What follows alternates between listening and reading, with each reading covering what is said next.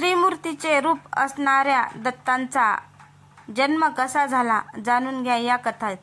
मार्गशीर्ष महिन्यातील पौर्णिमेला दत्त जयंती साजरी केली जाते. यंदा 14 डिसेंबरला दत्त जयंती साजरी केली जाणार आहे. हिंदू धर्मात भगवान दत्तात्रेय यांना ब्रह्मा, विष्णू आणि शिव या 3 त्रिमूर्तीचे रूप मानले जाते. आज भगवान दत्तात्रेय यांची जयंती आहे. पौराणिक मान्यतानुसार भगवान दत्तात्रेय विष्णूचा 6वा अवतार मानला जातो. भगवान दत्तात्रेय हे 3 प्रकारामुळे कलियुगातील देवता मानले जातात. हिंदू धर्मात भगवान दत्तात्रेय यांना ब्रह्मा, विष्णू आणि शिव या 3 त्रिमूर्तीचे रूप मानले जाते. आज भगवान दत्तात्रेय यांची जयंती आहे. पौराणिक मान्यतानुसार भगवान दत्तात्रेय विष्णूचा 6वा अवतार मानला जातो. भगवान दत्तात्रेय हे 3 प्रकारामुळे कलियुगातील देवता मानले जातात. गाय आणि कुत्रा दोघेही त्यांच्या सवारी आहेत. गाय आणि कुत्रा दोघेही त्याच्या सवारी आहेत. असे मानले जाते की भगवान दत्तात्रेयांची उपासना केल्यास तिन्ही त्रिमूर्तीची उपासना होते. भगवान त्रिदेवचे रूप समजल्या जाणाऱ्या दत्तात्रेयांना आजन्म ब्रह्मचारी आणि संन्यासी म्हणतात. भगवान दत्तात्रेय कोण आहेत आणि त्यांची उत्पत्ती कशी झाली ते या कथेत आपण जाणून घेणार आहोत.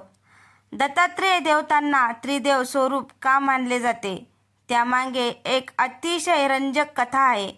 एकदा माता पार्वती, लक्ष्मी आणि सरस्वती यांना त्यांच्या स्त्रीत्वाचा फार गर्व वाटला.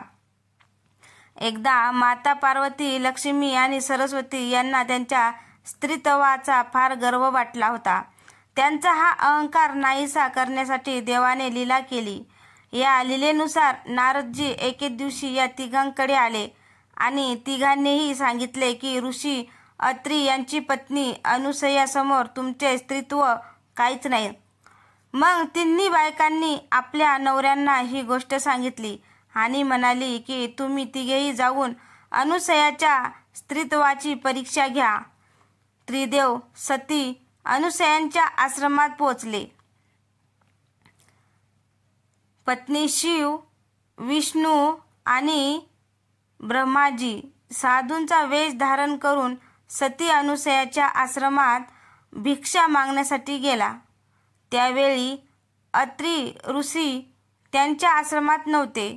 या तिघांनी सती अनुसयाकडून भीक मागितली आणि त्यांना निर्वस्त्र होऊन भीक मागितली पाहिजे अशी अट घातली. हे ऐकून सती अनुसयाला धक्का बसला, परंतु साधूंचा अपमान होऊ नये या भीतीने तिने आपल्या पतीचे स्मरण करून देऊन सती धर्माची शपथ घेतली. ते म्हणाले की जर माझा सती धर्म खरा असेल तर तिन्ही मुले 6 महिन्याची बाळ होतील. अनुसयाने विचार केल्याप्रमाणे तसेच घडले. तिन्ही देवता 6 महिन्याचे बाळ बनले आणि सती अनुसया यांनी त्यांना माता म्हणून दूध पाजले आणि सती अनुसयांनी त्यांना माता म्हणून दूध पाजले. पार्वती, सरस्वती आणि लक्ष्मी यांना काळजी वाटली. जेव्हा पती परत आले नाही तिन्ही बायकांना काळजी वाटू लागली. तेवढ्यात नारदजी आले आणि त्यांनी सर्व गोष्ट सांगितली. मग तिन्ही देवी सती अनुसयाकडे गेल्या आणि त्यांनी क्षमा मागितली आणि आपल्या पतीला परत मागितले. अनुसयाने तिन्ही देवता पुन्हा तिच्या रूपात बदलले. अनुसयांच्या सती धर्मामुळे संतुष्ट होऊन त्रिदेवने त्याला एक आशीर्वाद दिला की आम्ही तिघे तुझ्या पोटी जन्म घेऊ. मग ब्राह्मणाच्या अंशातून चंद्र, विष्णूच्या अंशातून दत्तात्रेय आणि त्यानंतर ऋषी दुर्वासाचा जन्म शिवच्या अंशातून झाला.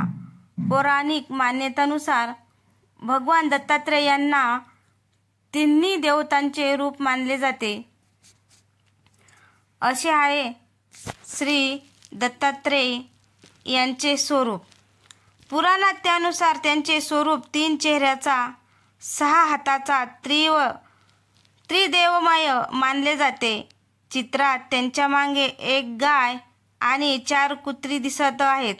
पुराणात अशी मान्यता आहे की दत्तात्रेय भगवान गंगा स्नानासाठी आले होते, म्हणून गंगाच्या काठावर दत्त पादुकाची पूजा केली जाते.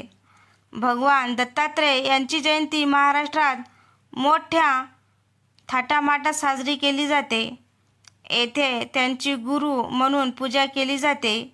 भगवान दत्तात्रेय यांची 24 गुरूंकडून शिक्षण घेतले. भगवान दत्तात्रेय यांनी 24 गुरूंकडून शिक्षण घेतले असा विश्वास आहे. मार्गशीर्ष पौर्णिमाचा दिवशी जन्म झाला होता. दत्तात्रेय जयंती हिंदू पंचांगानुसार मार्गशीर्ष महिन्याच्या पौर्णिमेला साजरी केली जाते. असे मानले जाते की भगवान दत्तात्रेयांचा जन्म सती अनुसयांच्या गर्भापासून याच दिवशी झाला होता. त्यांचा जन्म प्रदोष काळात झाला होता, म्हणून त्यांचा वाढदिवस दुपारनंतरच साजरा केला जातो. कर्नाटक, महाराष्ट्र, आंध्र प्रदेश आणि गुजरातमध्ये त्यांची सर्वाधिक पूजा केली जाते. तर मित्रांनो, तुम्हाला ही कथा कशी वाटली? कथा आवडल्यास लाईक, कमेंट, शेअर करायला विसरू नका.